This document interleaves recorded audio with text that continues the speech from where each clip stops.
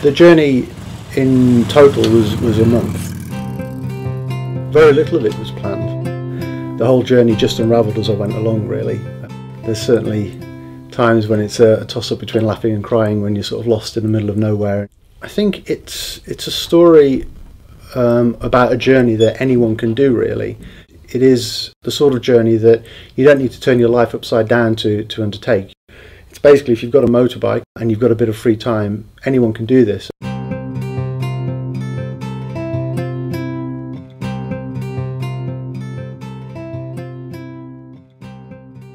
I definitely recommend anybody who's got a bit of time in their hands to sort of head off on a bike and just sort of have a ride around and explore places. It's just tremendous fun. It was pretty simple, really. I got sacked from a job that I was doing. I was deputy editor on a financial magazine, and I was sort of doing that in the hope that I could make my way into motoring journalism. But I was hugely out of my depth, and eventually the inevitable happened, and I found myself at home, really with not a lot to do. So I decided just to head off on a bike ride, and it sort of carried on, really.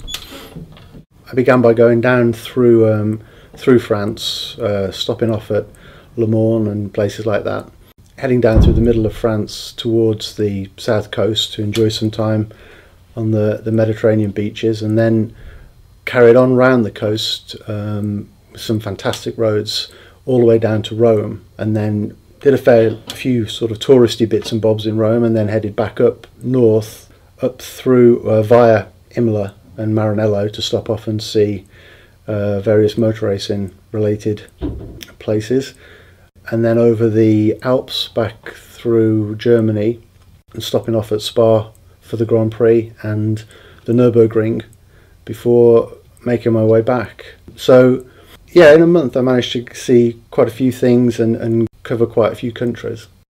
Very little of it was planned. I didn't really have any plans other than I'd stopped via Stuttgart on the way back, and I wanted to go to the Nürburgring at some point. And even when I came off the ferry in France for the first time, I didn't know where I was going. I didn't know whether I was going to go straight down or east or west. The whole journey just unravelled as I went along, really. And I think perhaps unintentionally the journey did follow a kind of a sort of potted motorsport route around Europe in some respects, largely because I didn't really know where I was going, and when I saw something that had some kind of motorsport theme, I thought, oh, well, I'll pop by there and have a look. So yeah, we went through Le Mans, as I say, and down back up from Rome towards Imola, stopping off at Maranello, went to Spa-Francorchamps and the Nürburgring. So yeah, there were quite a few motorsport related stop-off points on the way. Okay. For someone like me who's from South London, or lives in South London, the closest track I've got is Brands Hatch, which is a great track, but there's sort of 6 or 7 corners. And the Nürburgring, I think there's something like 73 corners, all of them pretty unique. So in that respect, it's a real challenge. I was in a place called Bolzano on the Austrian-Italian border, and I wasn't really sure whether I'd crossed the border into Austria or Italy, or if I was still in Italy. And I pulled into a campsite and had to ask a rather embarrassing question of what country am I at? What country am I in? And I got a little bit flustered and sort of started off trying to say bonjour now and ended up saying bonjour, and I basically said, bonjour, what country am I in? It was a bit embarrassing. And when I came back to look for a title for the book, that incident just seemed to capture the sort of the essence of the book, not really knowing where I was at any given time.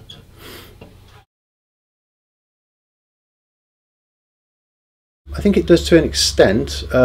It's not a sort of how-to book, but it gives you ideas of places to stay, of campsites, of decent routes to take, things like that. But I think perhaps the essence of a journey like this is that it's a bit more impulsive And I think if you do too much planning and take too much advice, it almost detracts from the reason that you're doing it in a way.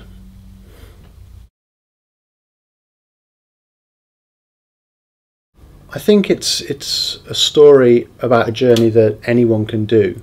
It's not an epic journey in many ways, like perhaps Long Way Round or something like that.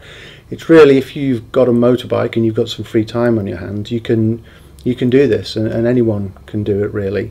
And I think it's, as I say, in many ways it's quite a modest journey, but it's just about the fact that even if it's a motorbike journey like that isn't travelling around the world, you can still have a lot of fun and it can still be a really enjoyable time. So I think I've described it before, it's a bit more sort of Wind in the Willows and Lord of the Rings, I think, is my approach to it. Yeah, I certainly hope so. I think you don't really need to know how to ride a motorbike or how to sort of change a sprocket on a motorbike to be able to enjoy the book. I think it's quite a generic book in many ways for people who are travelling on their own. It's about being lost and about overcoming kind of small hurdles, and I think most people can probably relate to that. So I would hope that it's got a reasonably wide appeal. Yeah.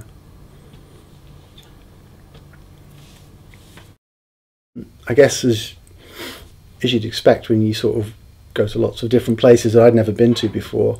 So there were the kind of obvious touristy things like seeing the Colosseum and stuff, but the more interesting things I think were kind of being up in the Alps and obviously at the Nürburgring.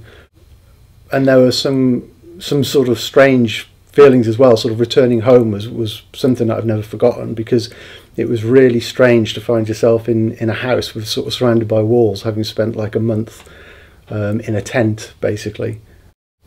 But yeah, I think if there was one standout moment, it would be the journey along the Route Napoleon in southern France, which is a wonderful road, and I'd recommend it to anybody who's in that neck of the woods. And yeah, I mean, I would wholeheartedly recommend anyone with a motorbike to head off for a few weeks and do something similar.